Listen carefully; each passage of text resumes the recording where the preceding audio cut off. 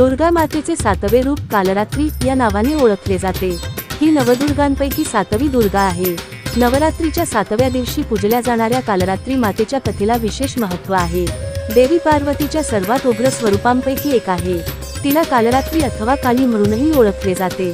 शुंभ आणि निशुंभ या राक्षसांना मारण्यासाठी देवीने तिच्या त्वचेच्या रंगाचा त्याग केला। ती गडद रंग स्वीकारला। ती गाढवावर स्वार होते।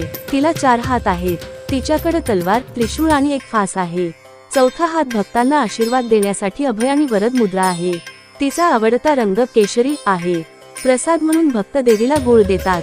कालरात्री देवीच्या शरीराचा रंग अंधाऱ्या रात्रीप्रमाणे काळा, डोक्यावरील केस विखुरलेले आणि गळ्यात चमकणारी माळ आहे, म्हणून या देवीला कालरात्री म्हणतात। या देवीच्या श्वासातून अग्नीच्या ज्वाळा निघतात। या चतुर्भुज देवीचे वाहन गाढव आहे। उजव्या एका हाताची अभय व दुसऱ्याची वरमुद्रा आहे। एका डाव्या हातात लोखंडाचा काटा व दुसऱ्या हातात तलवार आहे। देवी लाल रंगाच्या पोशाखात किंवा वाघाच्या कातडीत दिसते आणि तिच्या अग्निमय डोळ्यांमध्ये खूप क्रोध आहे आणि तिची त्वचा काळी पडते।